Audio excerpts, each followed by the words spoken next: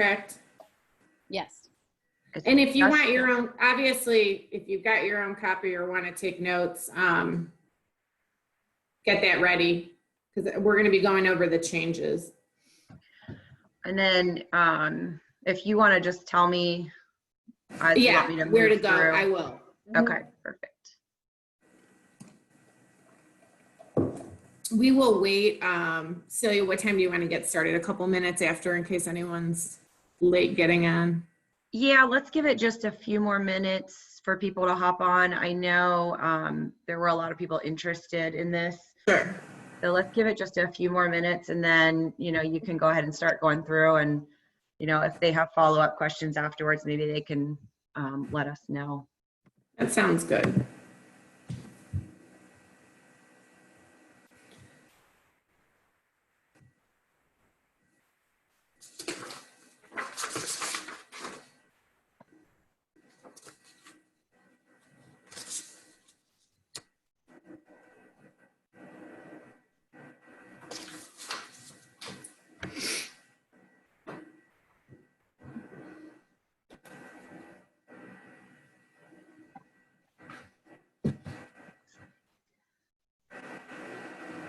Like we've got a bunch of people on already though. We've got 18 on here.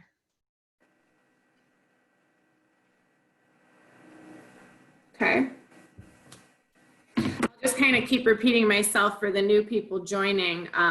Thanks for coming. We're going to go over the new contract changes. Celia is going to have a copy of the new contract up on the screen that hopefully you can see. In addition, you guys should hopefully all have access to this by now through your brokerage, or if you go onto the Columbus Realtors and go in their form section, you can get it there also. There is an annotated version of it. And what that means is if you recall in the past, every time Columbus Realtors puts out a new contract, they have an annotated version, which is longer, and it essentially has italicized explanation below the paragraphs that kind of explain. So if you want to see that, there is a new annotated version. And again, I don't know if the brokerages have made that widespread to you, but it is available on the Columbus Realtor website. This is my first Zoom class teaching. So if people, I don't know how, if people want to jump in for questions, or maybe I can monitor the comments section if you want me to. You want to do that, Celia, and then you can just tell me if you want to interrupt me, just tell me, give me a little wave and we'll stop as we go. Okay. This might be the future of how classes are looking for a while, so we'll work out the kinks as we go. This little session, we're trying to get to you guys as soon as possible since the new contract is out already, but it's not approved for CE credit yet. That may be something coming in the next couple months where we do a quick 1 hour. Frankly, I don't know that there's enough in here to justify much more than a 1 hour class. We're going to be able to get through it pretty quickly, and I'll try and leave time for questions.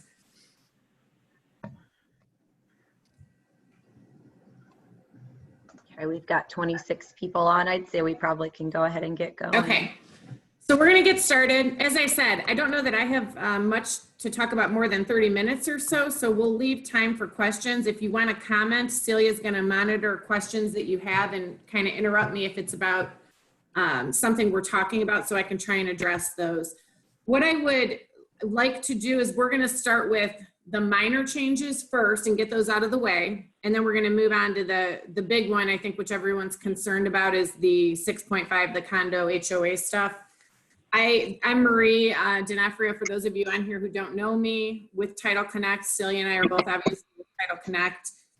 And we're going to probably start bringing you about once a month CE classes that look like this. I've been out for a few months and I'm back at it now. So we'll be teaching via Zoom and, you know, for the foreseeable future. So let's get started. Celia, if you could, there's some minor changes. Let's go to paragraph 3.2D first. I'm going to point some of these out. And again, I highly doubt there's a lot of questions on them, but so right there in that appraisal contingency paragraph, all they did here is added language to say, sometimes it's not the copy of the appraisal itself that's being shared. So they added language in here to say, if there's some other documentation evidencing a lender's determination of value, that's going to suffice to qualify under this contingency. So in other words, if you're not sharing the appraisal itself, or for some reason a party doesn't want to share their appraisal, they can share other documentation as long as it evidences the lender's determination of value. So that's a pretty small change, but want to point that out in there. It doesn't have to be the actual copy of the appraisal. Questions, Celia? Are you getting any questions on that one? Okay, so let's go down to 6.1. Everyone hopefully knows that the state of Ohio changed how inspectors have to be, well, they said they now have to be licensed. Why wouldn't they have to? So I'm getting a question from Jack about why wouldn't they have to provide the appraisal copy? You know, I really don't know the motivation behind it, but for some reason, they thought that if you can provide other documentation of the lender value, they don't have to give the whole appraisal. I don't know if that was happening a lot or if you guys were experiencing that, but they just added that language in to say that it would suffice if they have some other lender documentation. I do sit on this committee, but unfortunately, because I was out for maternity leave, I missed the discussion on, and I can look into that more, Jack, and get back to you. I missed the discussion on what caused that. All of these contract changes that happen are a product of the Columbus Realtors Committee getting together, and they take comments from any members of Columbus Realtors that make suggestions on how to change the contract. And then there's discussion about it, and it gets passed by the Columbus Realtors. It has to go up through the board, and then it has to go over to the Columbus Bar Association for the real estate attorneys to approve. So that's how these changes end up in the new contract. Jack, I missed that other question. What did you say? He said, but then you don't know if the appraiser made mistakes, which they do. I suppose so. And I mean, here's the thing, like anything in the contract, you can negotiate. And if your seller says what that new language says, Celia, if you could scroll back up, sorry, to 3.2D real quick.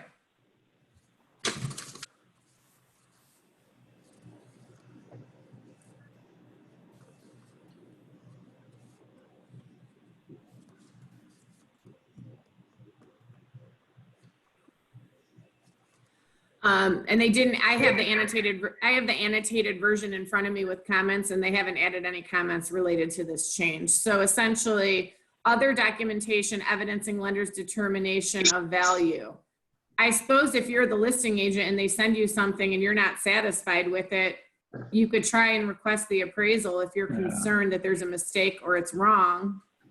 And you could refuse to sign the earnest money release if they're not going to provide that to you. Or if you don't like this, just like anything else in the contract, you can try and negotiate it out and say, my seller's going to want to see the actual appraisal. Okay. So like anything else, you know, all this stuff's negotiable.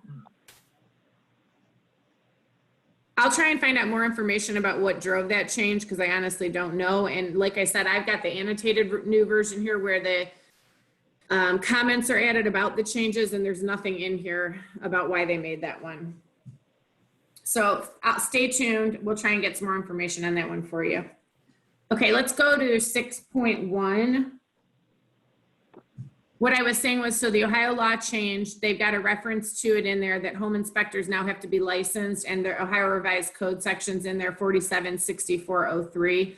So if you look at that paragraph, the change here is basically that the inspection, it says the broker further recommends inspections and tests be performed by a home inspector duly licensed by the state of Ohio, or with respect to specific components or conditions, be performed by a qualified person who is exempt from home inspector licensure requirements pursuant to that section. So what they're doing in there, and again, I'm going to check here and see comments on this one.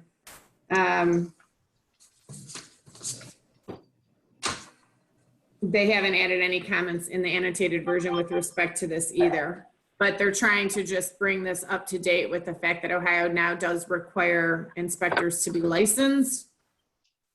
And if you want to, delve deeper into that, at some point we can probably do a 1-hour class, or we can bring an inspector in to kind of give you guys more information about what it means to be licensed if people are interested in that, what they have to go through. But it's a whole new section of the Ohio Revised Code.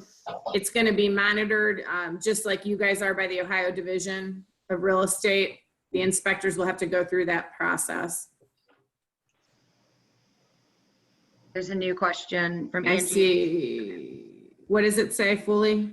A question about the inspector. If the buyers choose an inspector who is not licensed, do the sellers have to negotiate remedies with them? You know, I think there'd be issues with the state of Ohio. I don't know that the buyers can do that. If the buyer insists on having their uncle come through, you know, I think the seller could object to it and say you didn't choose someone licensed under the state of Ohio. I don't know that that's going to be, brokers are going to have a big issue with that if a buyer is trying to choose someone who's, you know, I think you could argue these provisions aren't going to apply, Angie. So it would depend on the circumstances unless the parties agreed, but you could also have an issue where they're violating Ohio law. So you'd have to look into that revised code a lot more to see exactly what it says. But I believe there's going to be issues that would arguably legally take you out of some of these contract provisions if that were to occur. So, you know, in answer to your question, no, I don't think I would be negotiating remedies with them. I would be saying it's not a licensed inspector as required under the state law and the contract now. And there's a bunch of Q&As and more information about this on the Ohio Division. Again, we will offer some kind of additional class at some point that delves into some of this stuff. It's required for Ohio. You can't be out doing inspections anymore and charging money. So for someone to be using, like I said, an unlicensed inspector is it's not gonna be allowed anymore. If they want their uncle to come and give them some opinion, that's one thing, but they can't provide you an inspection by an unlicensed party and say, go ahead and fix this stuff. Okay, awesome. Thank you. That's helpful. Mm-hmm. Yep.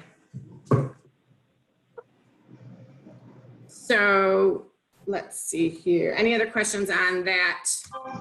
And we can delve into more inspection stuff again at a later date. This law had been, I don't even know, to be honest, I have to look into whether they kept pushing back the effective date of when the inspectors have to be licensed because of everything that's happened. They were predicting it was going to be in the spring. And unless have you guys seen anything? I haven't even seen that they've made this effective yet. They kept pushing that date out. And since the pandemic happened, I don't know that they've even set a new effective date for some of these provisions with regard to inspectors.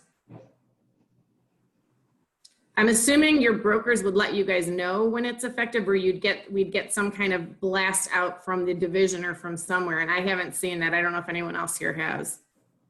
So inspectors are at this point going through the process and they're getting approved, but they hadn't set the, you know, the drop dead date for when you have to be licensed to be able to do this. So I think there's this unknown period we're in right now.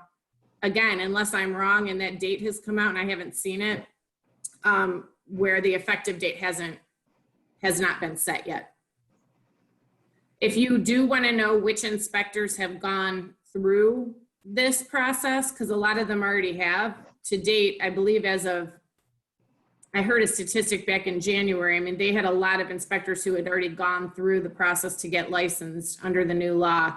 You can go to the Ohio Division and find out which inspectors have done that. So if you're curious or you want to know that you're recommending someone who has taken these steps already, go to the Ohio Division and you can, I believe they even have an area where you can see which inspectors have gone through this process already. Just like you could look up a real estate agent's license, you could look up an inspector to see if they're licensed.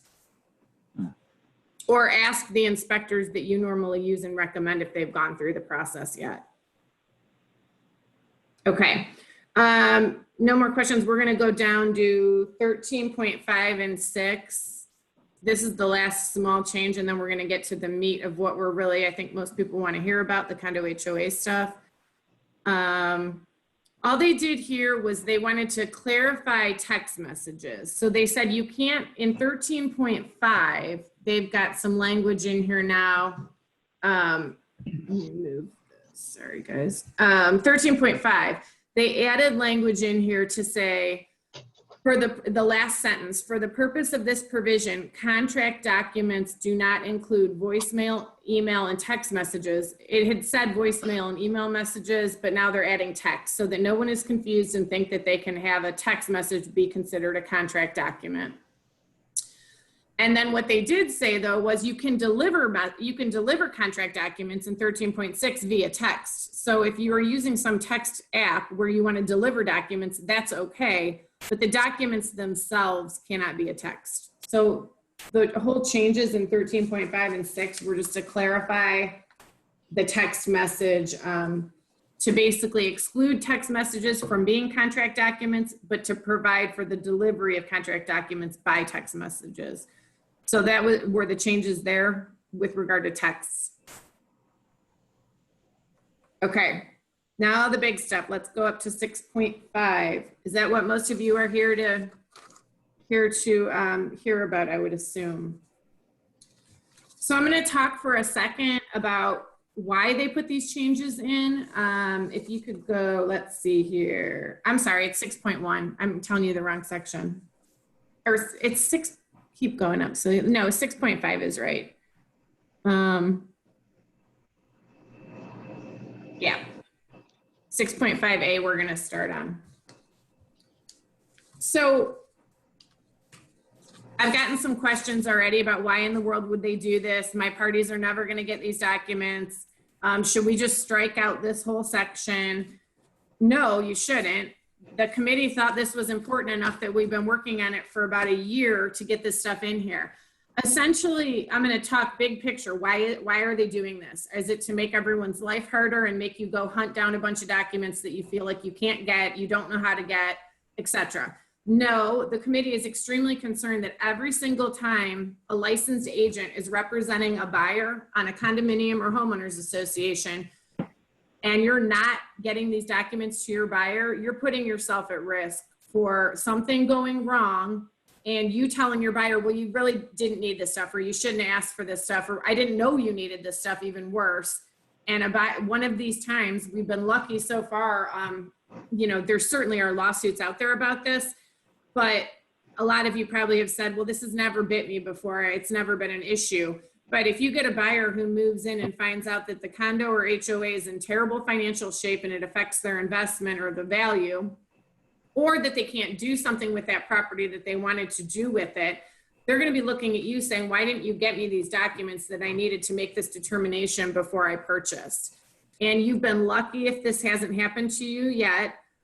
What the intent of all these changes are is to try and make sure buyers are protected when they're buying a deed restricted property. And like I said, the committee has worked on this for a long time because there's a lot of concerns that there are agents out here who are not doing a good job representing their buyers by saying, well, we're not going to ask for this stuff because we don't want our offer to be thrown out, because it's going to be a multiple offer situation and the other people aren't going to ask for it. So we're not going to either. And that's unfortunately what's been happening. So prior to this change, there was that HOA condo checklist. And every time you made an offer on a condo or an HOA with deed restrictions, you were supposed to be using that checklist to ask for certain items. And I know from talking to agents and from, you know, being a title agent myself and seeing contracts come through, a lot of people weren't using that. A lot of people were never getting those documents. And it's this, I teach that 3-hour class. So I've heard for years, agents telling me, how am I supposed to get this stuff? It's a big pain in the butt. I'm not going to put that in my offer and have my offer thrown out. The intent of it being in the contract is everyone's on a level playing field and everyone should be asking for this stuff. And you shouldn't be striking it out unless you understand what every item in here is and your client understands what every item in here is. And you have told your buyer, you know what, go consult an attorney about what this stuff is and what it means if you strike it all out. And if they do that and they come back to you and say, I get it, I've researched it, I understand what all these items are, and this is my opinion as an attorney, and they've consulted, either you've given them the advice to consult an attorney and they've done so, or they've chosen not to, but have said, we've looked at this and we're comfortable not getting all this and we understand what it means to not get all this, you could try and proceed and strike it out, but you should be understanding the liability that you know, you could be placing yourself in a position, because the board thinks it's important enough that this be in the contract now and that every buyer get this information to make an educated decision about purchasing a property. So real briefly, I'm going to go through what these items are, but the questions I know that I'm going to get are, well, I can't get all this and my seller's not, or my buyer's not going to put themselves in a bad position, so we're going to strike it. Well, you got to understand what all these things are before you make that decision to tell your buyer to strike this provision.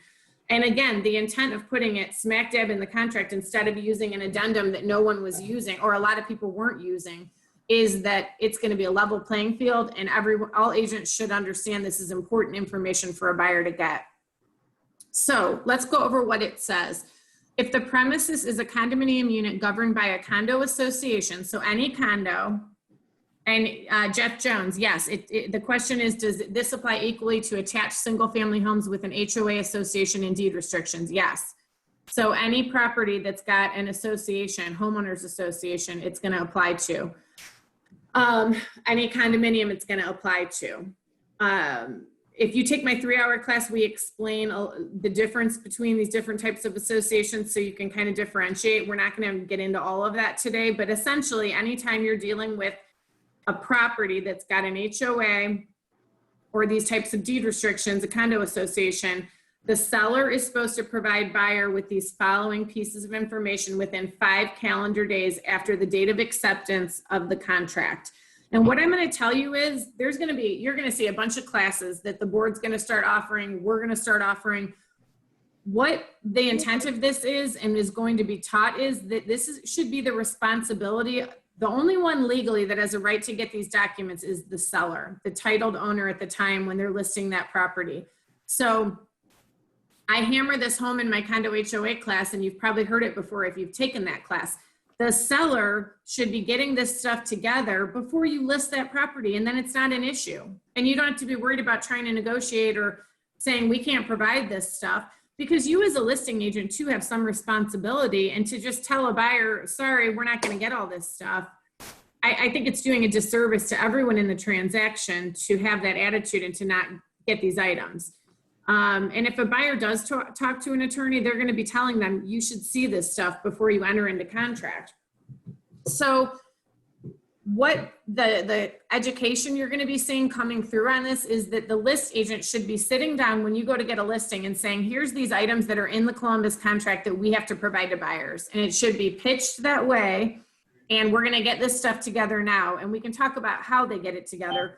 There is a provision of the Ohio Revised Code that says the seller, the owner of the property, has a right to all this stuff without even telling the management company or the board that they're selling. I always tell them you shouldn't be telling them you're selling. You don't even need to. You need to just go say, I'm the owner of this condominium or this home, and I'm getting my documents in order, and I want copies of these items. A lot of times, nowadays, associations have some of this stuff available on their websites. So one thing to ask your seller would be, does your association have a website, password protected sometimes for the actual members, where they can go on and get meeting minutes, budgets, that type of stuff, or they need to go and make a request to the board. And if they're managed by a professional management company, they can go make the request to the management company. I can tell you from my experience in doing this, I used to do condo HOA law for a long time. The management companies aren't going to call back the list agent very easily. You are much better off directing your seller to go get these documents without mentioning they're selling. They should just go and say, I'm getting my documents together. I want copies of these items.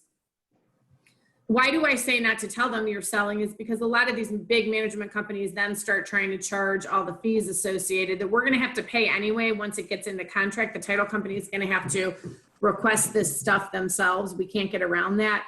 But for your seller to get it, they don't have to pay exorbitant condo certs fees or whatever the company fees. They have a right to get it under Ohio law. Now, what the management company could say is you have to come into our office and you can make copies, and they could charge them reasonable copy fees is what the Ohio law says. But they shouldn't be charging them. Like I said, they don't have to go in there and say, I'm selling my unit. They could just say, I'm just getting my records in order. I have a right to this stuff. Can I please get copies of these items? And it may be helpful for you as a list agent to take this section, make a little checklist on a little nice piece of flyer that you can put your information on or not, I suppose, a little checklist that you could hand to your seller and say, here's your homework. I need you to get these items from your board or your management company. Okay, so what are these items? Condominium declaration and or deed restrictions and bylaws of the owners association. So the bylaws are different from deed restrictions. A lot of times I hear people, or I see contracts where they write in, I just want the bylaws. The bylaws only tell you how the nonprofit association operates. So that's really not all you want. You want the bylaws, but you want the declaration in the case of a condominium. And usually for an HOA, they might be called deed restrictions. It might be called declaration. It could be called different things. But bottom line, there's going to be a recorded document out there that has the restrictions recorded with the county recorder. And the bylaws are a separate part of that document that states how the nonprofit runs. When you only ask for bylaws, like all you're asking for is how does this nonprofit run? When is the annual meeting held? How many people are on the board?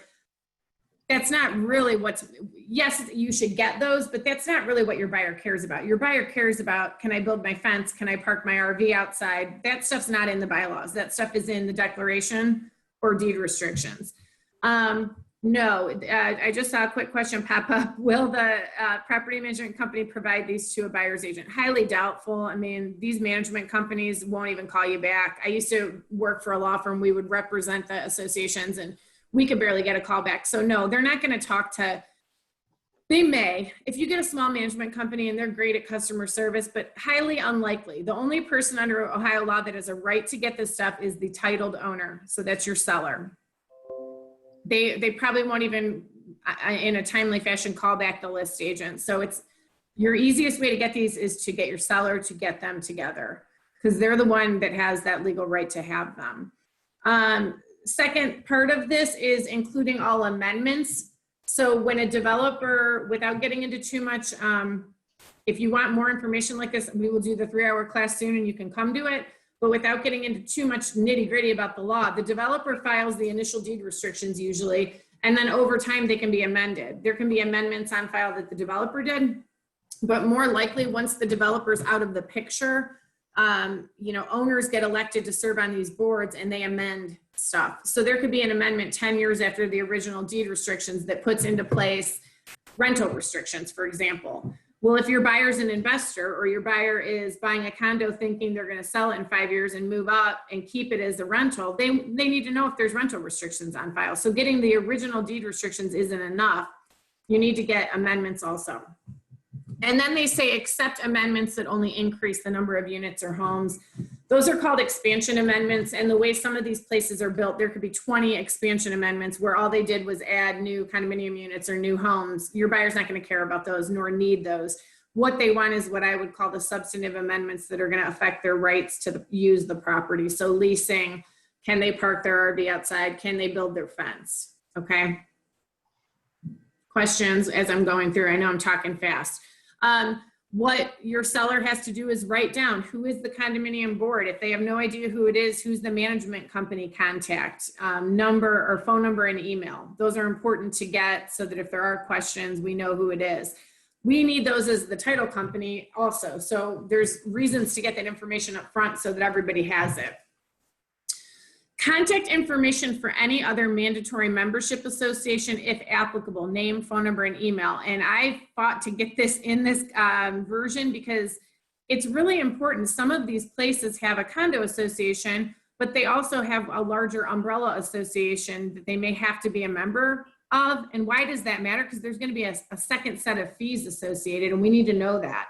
So if there's a condo association and there's what's called a master association or an umbrella association that is separate, that they also will become an automatic member of, we've got to know if there's multiple associations. Cindy, did you just have a question? Let me see here. She wants to know, when does this go into effect? If there's a condo listed right now, do we have and do not have all of these docs? I mean, it's when you start using this new contract, and this new contract's out there in the world. I believe the effective date, what do they have on here? They sent it out in July. So, as people start transitioning and using it, it's going to be whether or not someone put the offer on this version of the contract. But the Columbus board's going to start, obviously, when these new contracts come out, there is a phase-in period of when people start using it. So it's not law. So it's not like on this date, it had to be used. It's basically, they put it out into the world, I believe, July 1st, and you're going to start seeing offers coming in on this.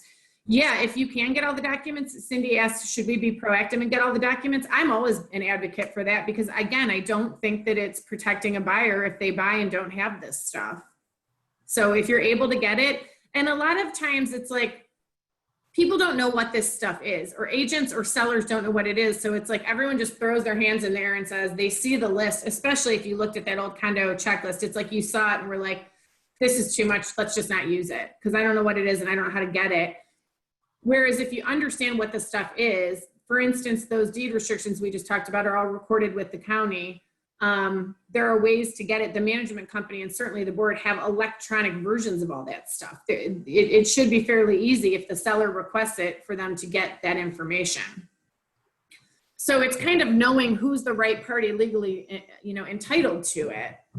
And if you know that and understand how this works, it shouldn't be that cumbersome. It should be that the listing agent, now this is the perfect world, the listing agent gets their seller to get the stuff together before they list, and then they can provide it to all the buyers. There will be tons of list agents that don't look at this, that have their person sign the contract, don't realize this is in here and haven't gotten any of this information. That's going to happen because we know that's going to happen. But the board is going to start hammering education on this topic to try and get to change how this is done so that list agents understand that it would be a heck of a lot easier if they got this stuff at the outset. Okay, so a statement from the association regarding the home unit. So that just means the financial statement that's going to confirm when the next assessment payment is due, what the amount of that payment is, the amount of any pending special assessments, and that the account is current. Nobody wants surprises. Your buyers are qualifying for a loan in many cases. They don't want surprises to find out there's a huge special assessment at the association or that the fees are much greater than they realize. So you're going to get that statement, or that the seller was way behind. So again, asking for this ahead of time is going to help. If you've got a seller who's tight and isn't getting a lot of proceeds back from the sale, you want to know up front, are they way behind in these fees? And that's going to cut into the proceeds they're getting or require them to perhaps negotiate to pay that stuff off before you go into contract. Let's see. You want to know what the fees are. So all these associations can charge different fees based on what their documents say, and every set of documents is different. So when the developer created the place, created the condo, created the HOA, they created these documents, or their attorneys drafted these documents, and some of them say you can charge a transfer fee every time the property transfers.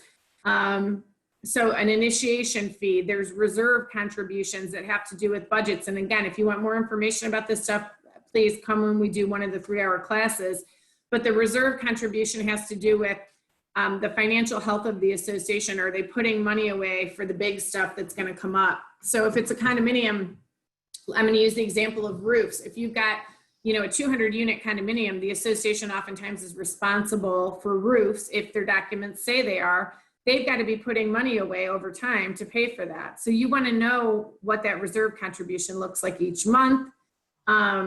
And all of that's going to have to be provided to the buyer. Minutes from the last 3 meetings of the directors, and then they've got minutes from the last meeting of the owners association. Typically that's an annual meeting where the owners actually go to. So why do you get those? Because you can kind of see what's coming down the pipe. Are they talking about major issues going on that are going to cost money? So are they talking about that the roofs are failing, but they haven't done an assessment yet? So it wouldn't necessarily be revealed by getting the financials only, but it might be revealed by looking at those meeting minutes.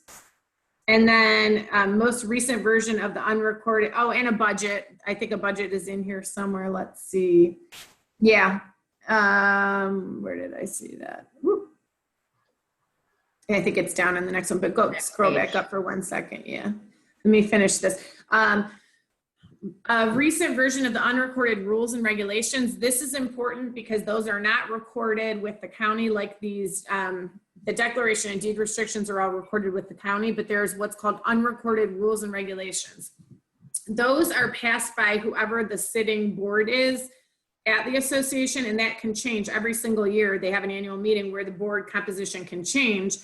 And usually I would say high 90% of the time, the board is allowed legally to pass rules and regulations. So the recorded deed restrictions may say, for example, you're allowed to have household pets. So cats and dogs you would think are allowed, but it may also say in those recorded deed restrictions, the board can from time to time pass rules. Well, what if your buyer sees the recorded restrictions and says, okay, pets are allowed, but there's rules in place that they haven't seen that say, hey, we're limiting the weight.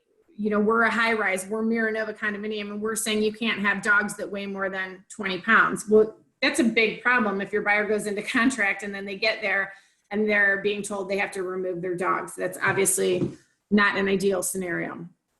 So you've got to be able to see the rules and regulations also, and those change. So you could have, you know, a 2018 version, 2019 version, 2020 version. You've got to get the most recent rules that a sitting board passed, essentially. Going down, current financial statements showing the nature of the association's assets. And when they say that, you can go down, Celia, thank you. That would include the most current balance sheets, income and expense statements and budget, and a copy of the most recent reserve study. Again, do a lot of buyers care about this stuff? I'm not living like with my head in the clouds that your buyers are going to see all this and delve into it and care. Maybe some of them won't. But if they do, they should have it. And they should understand that when you make an investment in one of these places, particularly a condo, all these financials matter and are going to affect their property values down the road. So not getting them this stuff could have a really big impact on their decision to buy and what that financial investment looks like. Questions on all those items? Okay, so 6.5B then says you've got 5 days. So, okay, you go into contract. There's 5 days under that provision we just looked at to get those documents. This next section says there's going to be a review period. So buyer's obligations are contingent upon satisfactory review of the documents that are provided. So the buyer gets 5 days after they receive the last of those documents, or 10 calendar days after the date of acceptance, whichever is earlier. So if you give them to them right at the outset on the day that you enter into contract, you've cut it down to a 5-day review period. If you don't give them the documents till day 5 under 6.5A, then they get 5 more days. So that stretches it out to a 10-day, if that makes sense. They basically can review those documents. And if they aren't provided everything that they asked for, or they're not satisfied with them within that review period, they can deliver a notice of termination, and it says earnest money is supposed to go back to them. Again, it's like everything else in the contract where it says earnest money goes back to your buyer. It doesn't change the fact that we still got to get something signed off by both parties before the broker can release that earnest money. Okay, and then it says it doesn't limit the buyer's right to object if something else comes up in the title search or title commitment. That right to object still stands under 9.3. So that's what this does. There is one more change in here that talks about, what was I going to say? It kind of clarifies, there's one more change that clarifies who's responsible for the payment of some of this stuff that you get. So sometimes there can be confusion on the title side of things. We go and start requesting all the condo docs and they're telling us there's fees for this, fees for that, who's paying for that stuff. That stuff is all going to be addressed. Or we tried to kind of clarify it in the contract now as to who's paying for what. Let me see where that is.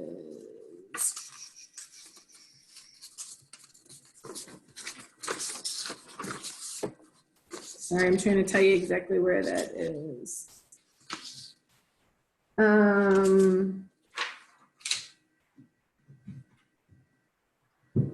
think 10.4 maybe. I think it is, yeah, let me see. Yeah, it's 10.4. So they said that the old language created some confusion for who was paying for what. So what they tried to do under this new provision of 10.4 is say the seller is going to pay for costs associated with the seller's goal of selling, including procurement of documents that only the seller can procure as the present owner, and paying any fees that are being charged for those documents. The buyer is going to pay costs associated with their goal of financing the purchase and transferring membership. So you can see in here what it says and the types of things it talks about. If you don't like this or you want to negotiate who's going to pay for things differently, you can do that. But this is supposed to be more clear to lay out the expectations. And I think it's important to understand if you have a client who's buying in a deed restricted community that you go over 10.4 and say there could be some other costs associated that this association charges. You need to be aware of that. and aware of that it's not just one party paying all of them, or you can make some assumption that seller's paying all that or buyer's paying all that, that it could be split up, and it's going to depend on what the actual cost is. Should the buyer acknowledge receipt of the required docs? I would recommend always clarifying the timeline. Yes. So if let's use the example that you've got a great listing agent who's got everything prepared and they give it to you, maybe not on day 1, but on day 2. I would be wanting to confirm, so let's confirm that our 5-day review period ends on X date, and always have that stuff in writing so that you've got the timelines in writing. And that can be via a text, via an email. It doesn't matter, just to confirm that everyone's on the same page with regard to when these periods expire. So yes. Let's see. I want to tell you guys a little from the annotated version, and if you take a look at it, about the reason all this stuff has changed, because I know people aren't happy about this. I know agents aren't thrilled about having to get all this stuff, and when these annotated comments get written, it's to try and explain why this was done. And one of the things that it says in here is it's taking the condo HOA documents to the attention of the buyer, just like you would do with a home inspection when the buyer's informed of the physical condition of the property. It's basically allowing the buyer to avoid surprises in the solvency of these communities, upcoming assessments, rules and regulations that would make an effect in their decision to purchase to begin with. So leasing policies, pet policies, parking prohibitions, storage issues, updating, landscaping, fencing, all that stuff.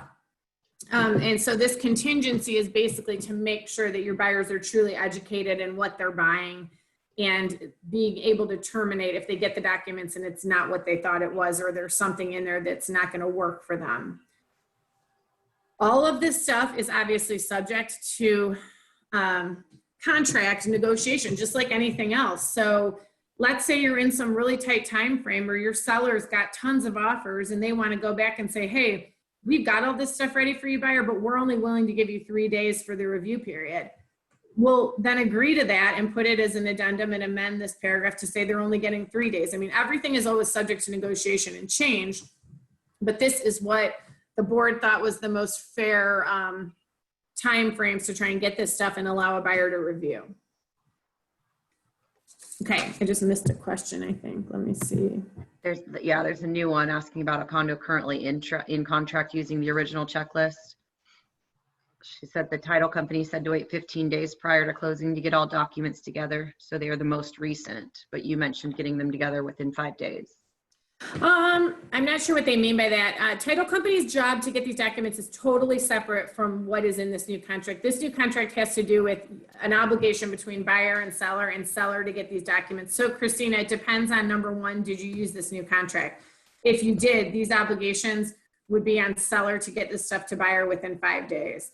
Title company has to do their own due diligence and get these documents separately themselves. So yeah, if it's the old contract, this stuff's not going to apply. The 5 day that I'm talking about and the 5-day review period don't apply unless you've used this new contract.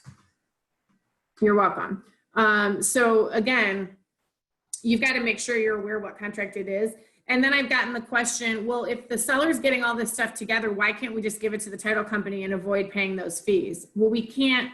The title company's job to get this stuff is totally separate. Our due diligence and our underwriter is going to require that we go through whatever ridiculous price and mechanism set up by the management company directly ourselves. So we're not going to be able to insure the sale unless we take those steps. So we're not going to be able to avoid the condo certs fees or the whatever company fees. When exactly are you supposed to switch to the new contract? April, I believe now. I mean, they put it out there July 1st. So typically once they put it out, you could ask your broker that, but you know, typically once they put it out there, they want people to start using it. There's no set date. Like I said, it's not like a law where we can say the law goes into effect on August 1st and everyone has to use it. When these new contract changes come out, they get it out there in the world. And they know there's always a lag period of when people start adopting and realizing the new contract's out there and the broker letting them know. So ask your broker that question, but I would say, you know, now's the time, essentially. Okay. Yeah, check with your broker.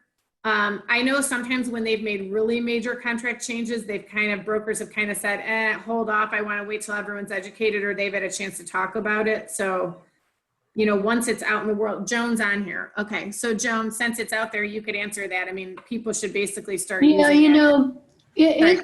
it's in dot loop now. And it has been, with DocuSign, it has to be sent to DocuSign by the Columbus Realtors. We don't do that. So it may not be there yet. And the other thing, Marie, I was thinking as you're talking, I will put in our listing loops all of the required documentation so that when we go on a listing presentation, we'll have that to give to the seller then. I think that's a great idea. Yeah, I do too. Jack Curtis, will they be putting this in the land contract? I believe so. Let me check on that. I'm making notes of a couple of follow-up and we'll get an email out to everyone. But I believe so. Let's see. I don't know if they've updated. I know they were working on updating that one and I don't think it's come out yet. So I'll confirm that. I'll also confirm the initial question at the beginning of that issue with the appraisal. Why they made that change.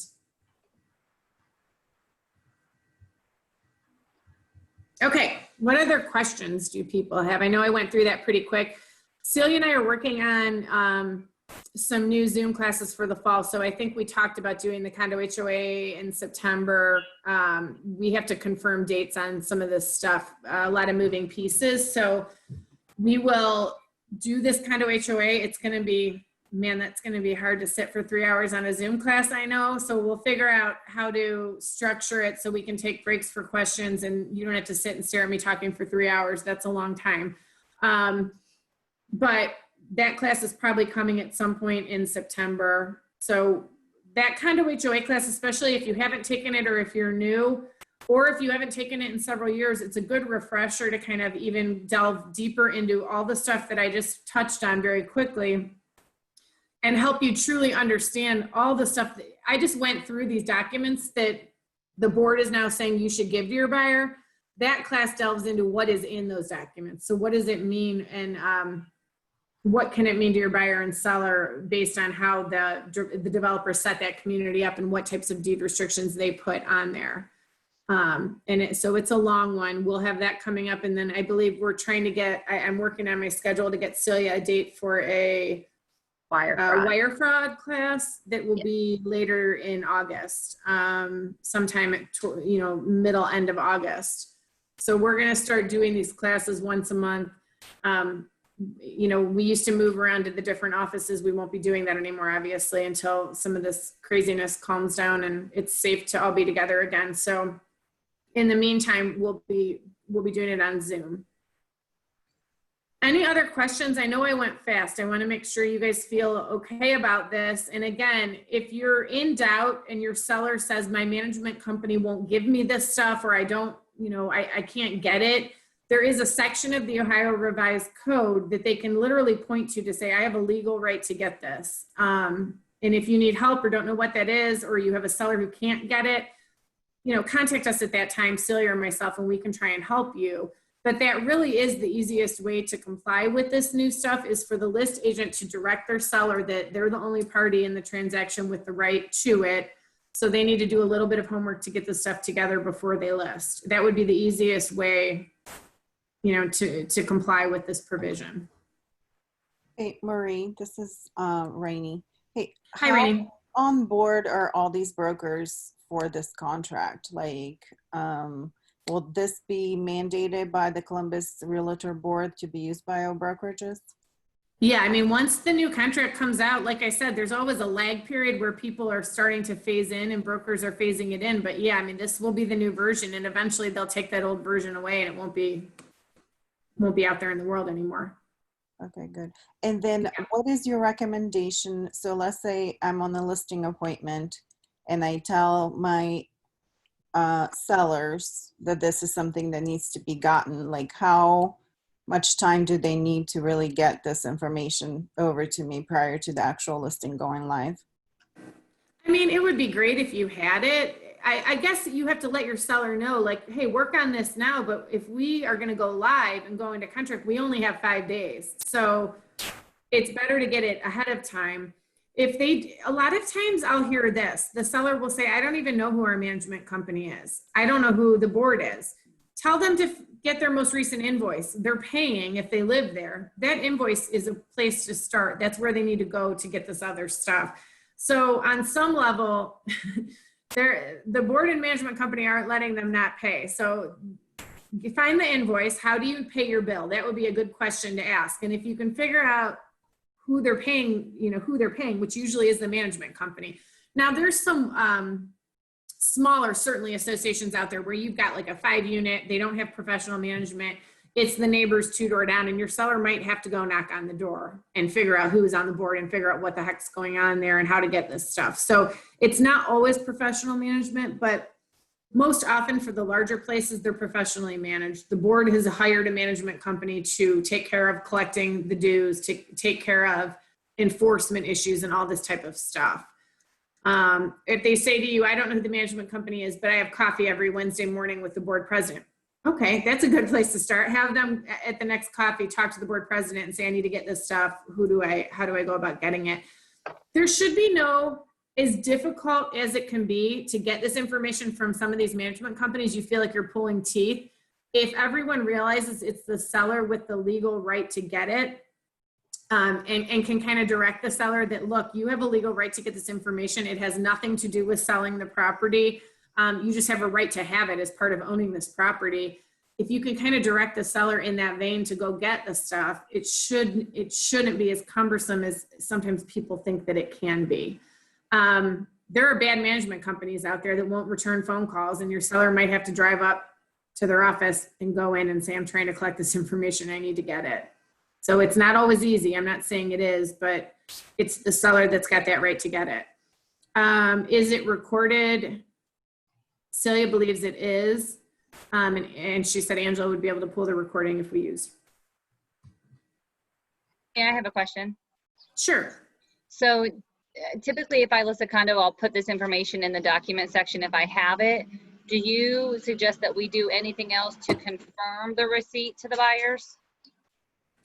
I think I would. I think I would say, I just want to confirm under section 6.5, et cetera, that all the information that's required is in my listing. I want to make sure you saw it and realize that, and that our review period will end on August 5th. It would be a good idea to have that in writing. Got it. Okay. You don't want them to come back and go, I didn't see that, I didn't know, and I didn't get it to my buyer. Right. So I think it's a good idea to confirm they've got it and that everyone's on the same page with regard to when the review period ends. Now, what if there's one item that you just can't get? So you've got everything else, but there's something that, let's say there's no reserve study. They don't have one. The association never had one done. You don't want your buyer to terminate the contract because of that. So how do you deal with that? I think you share the information that there's no reserve study, and let's sign an addendum that all parties agree this isn't being provided. So you just want to get it in writing. If there's something that you can't get, and all the parties agree, we're not going to terminate because we couldn't get that reserve study. Does that make sense? And Marie, are all of these items listed in here the same for single family versus in condo association?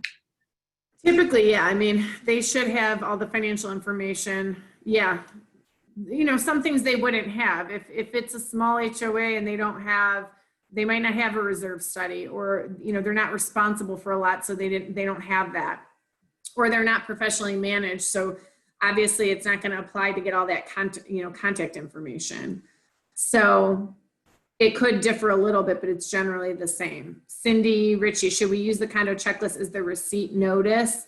I know they were working on a new one, and I don't know, Joan, do you know if did they give you a new HOA condo? That's not going to be attached anymore because you're going to have this. So I don't know if they have any type of receipt that the board's recommending. I can try and find that out. If there's going to be any type of like receipt confirmation type document. There isn't that I know of. So I think as long as you have something in writing, you'd be okay. Do we put all this information in the documents in our listing? You know, I think you could. That's a good question, Joan. I don't know about like all the financial stuff. I mean,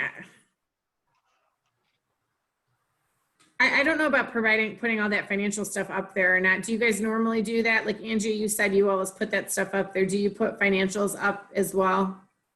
Usually just the bylaws and Yeah, I would think so I do maybe read the not. bylaws and rules of reg. my gut answer to that is I'm not putting all the financial information out in the Okay. world for everybody and the minutes and stuff. Uh-huh. I would say maybe you do that separately. But Okay, the recorded stuff, sure, yeah. The rules and regulations, yes. okay, that Um, makes sense. And this is brand new, so if we find out differently and everyone's putting the financial stuff up and no one sees an issue with it, you know, if that's what starts happening, we'll see. My But initial, you like put I the said, reaction. documents in MLS, they're not a public file. They're a private file. So Right, the actual realtor has to provide those to your client. right. So I think that's why most people, once they get all the paperwork, put them in the documents. Yeah, and I'll ask the other attorneys that are on the committee with me to see what they think about that. And if it ends up that that's what people are doing, like I said, in practice, then, you know, that's okay. I'll kind of gauge their opinion to see if they think there's any issues with that.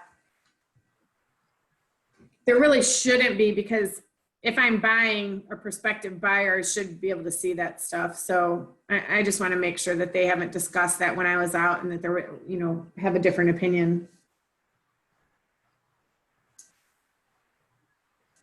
All right, guys, if there's no other questions, I hear my screaming 3-month-old in the background that my husband is trying to keep quiet, so I might have to go rescue him. If you guys think of questions, let Celia and I know. Like I said, we will have, we'll have some updates on new classes coming up. And if there's a need for it, you know, Joan, you can let me know if you think there's a need to do a 1-hour class on this. We can try and get it approved. It will take about 30 days to do that, but then you could kind of make everyone obviously aware of it and take the 1 hour. And it would just kind of be a contract review class. You're nodding your Yeah, head, this- so This okay. has been really good because the condominium stuff was like big, so, Oh, yeah. yeah. Like I said, and you don't want to be on the other end of one of these. No, when I heard you were going to teach this, I'm like, yeah, good. 'Cause you are the expert. So we'll try and get a 1 hour approved. It Uh-huh. probably would be available in September. And like I said, there's going to be a lag of, you know, a lag of when this new contract gets widely circulated and used, I would imagine. But make sure you're aware that if you're listing, if people are writing on the new one, you're aware of it. Yeah. Good. I will get a blast out once we have the date confirmed for our August wire fraud class. And then as we confirm some more for September for contract or condo and HOA and things like that. So be on the lookout for those. And sorry, chat came up. Be on the lookout for those. And please reach out if you do need anything, if you have questions or if there's anything we can help you with. And someone just asked about inviting Excel agents. I think how the format's going to be that, yes, I mean, any agents can jump on us. If we're doing CE classes, we're going to market it to, you know, consultants, Excel, Premier, anyone else who wants to attend, essentially, will be able to jump on these calls. Yep, Tabitha, we'll get that out. I'll blast it out to your office. Okay. Thanks, everyone. Good Thanks, to see guys. everyone over the Thanks, computer. everybody. Bye. All right, bye, guys. Have a great day. you. Bye. Good stuff. Thanks.